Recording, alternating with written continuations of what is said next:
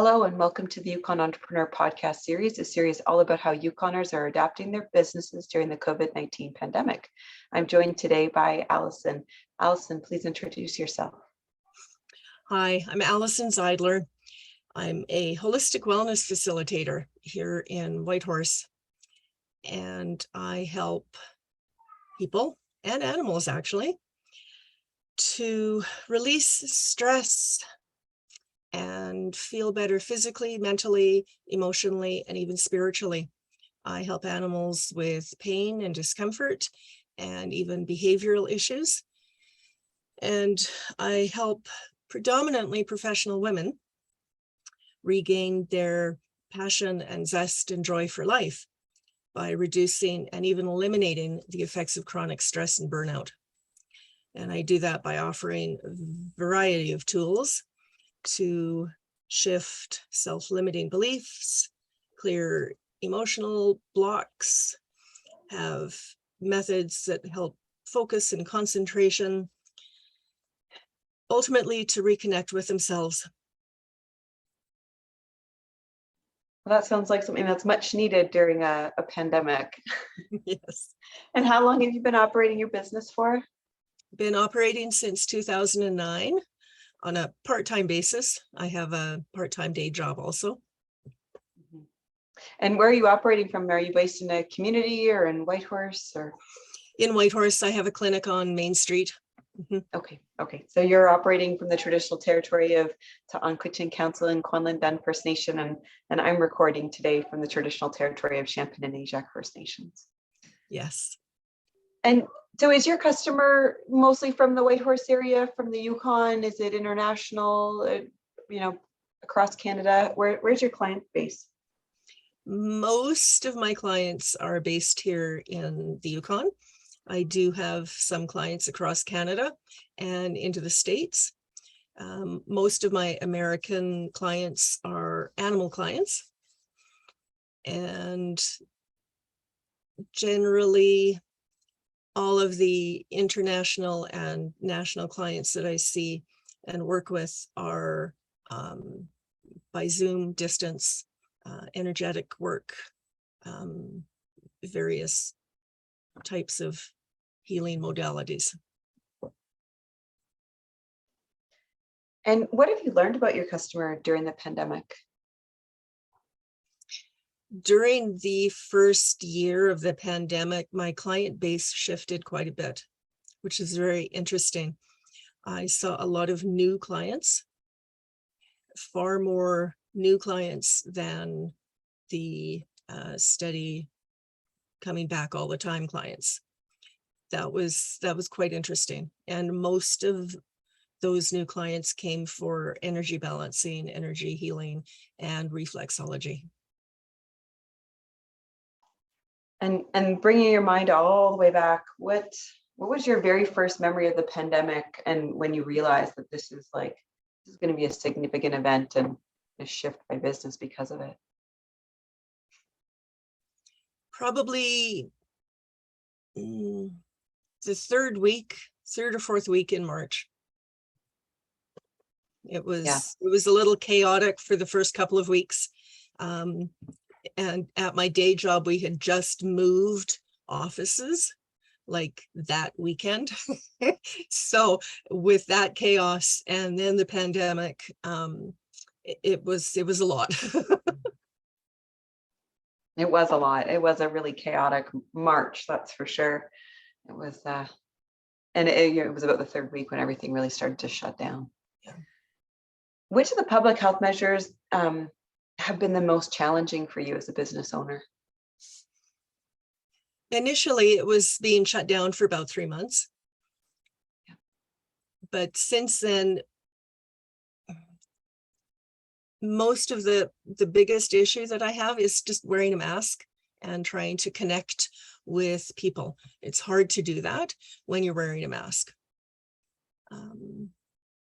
So that was really the biggest one. And we've all had to kind of adapt in some way. So which adaptation are you most proud of in your business?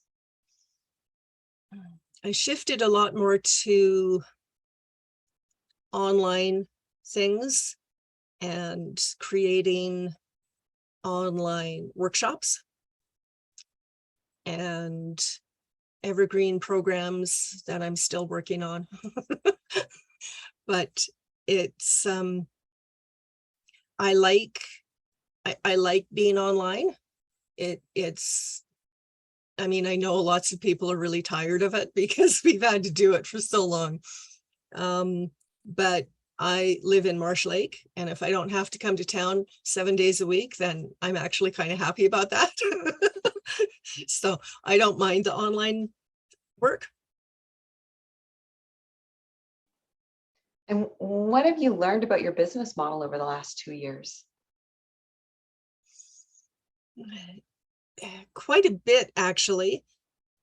When I first started, because I've always had a day job, I haven't had to necessarily support myself with the income from my clinic and my business.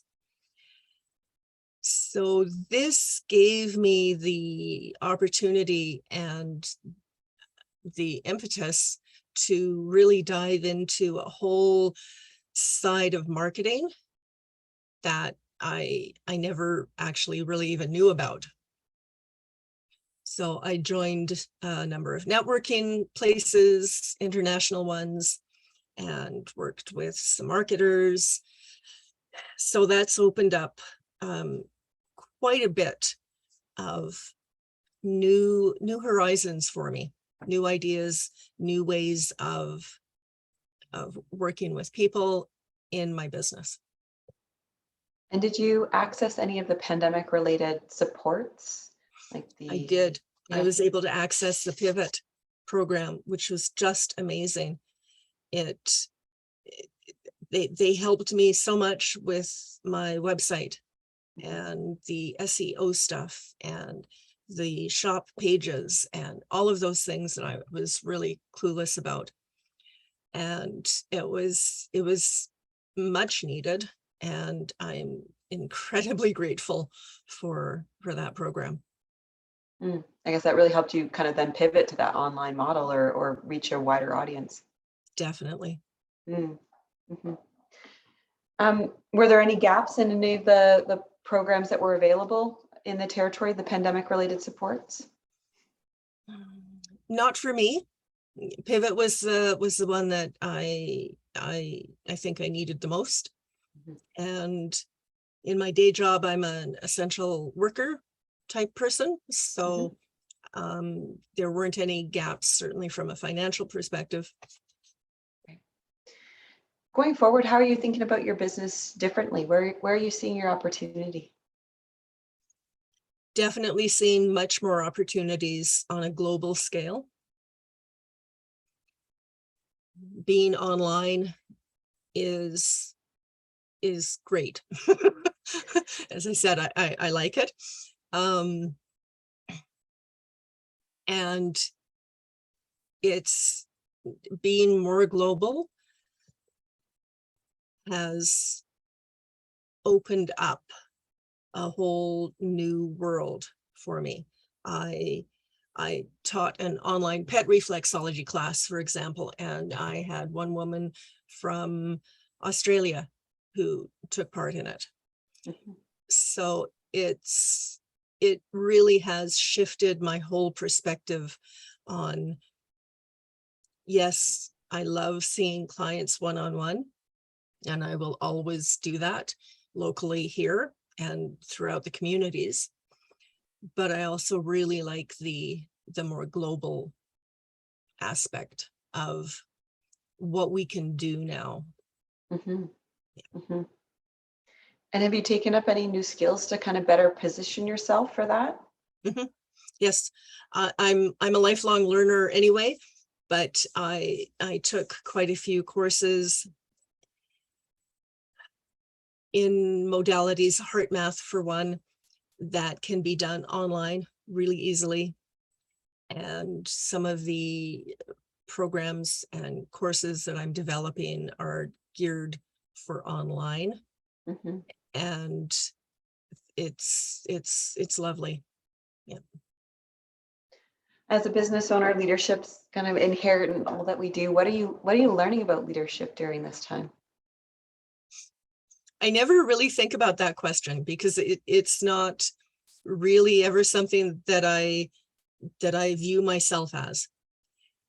And so that's really tough to answer. And I'm not sure I can. That's fair. That's fair.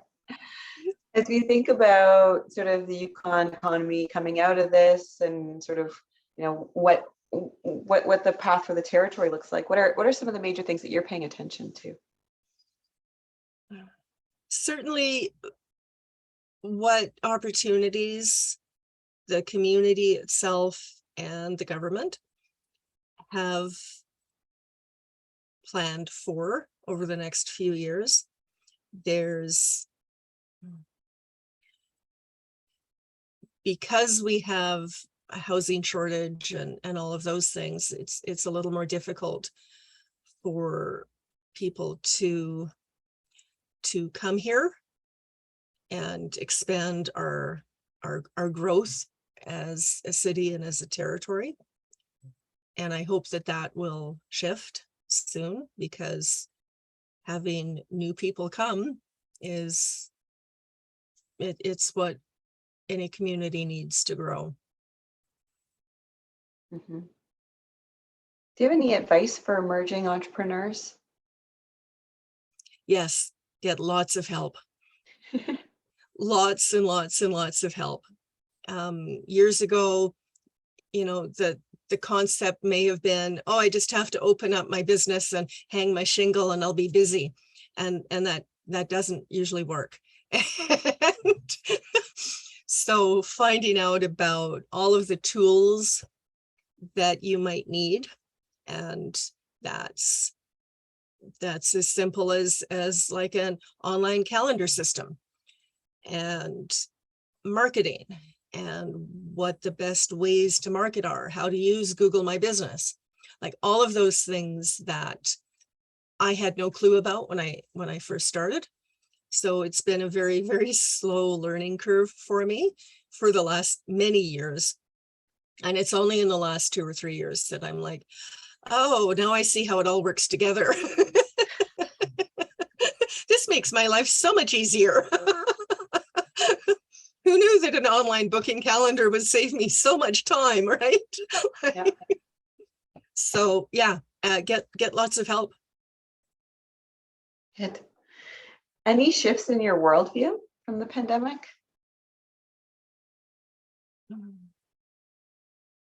It's solidified the concept that it is a global world.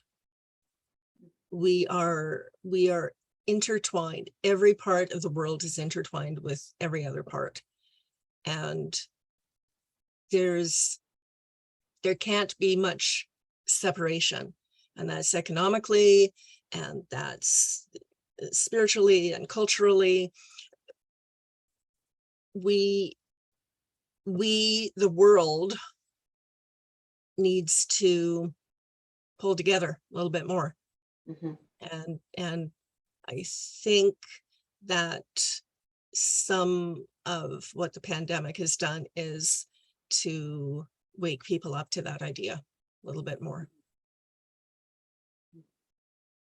And what's been keeping you grounded? What's been your wellness practice over the last little bit to get you through? I'm a bit of a type A personality. So I have my to-do list all the time. And I just kind of focus on my to-do list. So my wellness practice sometimes falls to the side. And then I realize how tired I am, how grumpy I've become. And then I take some time. In the summer, I've just taken up kayaking, which is lovely. I'm deathly afraid of water, but kayaking on, calm lakes and slow moving rivers is amazing. And I do use quite a few of the tools that I teach my clients.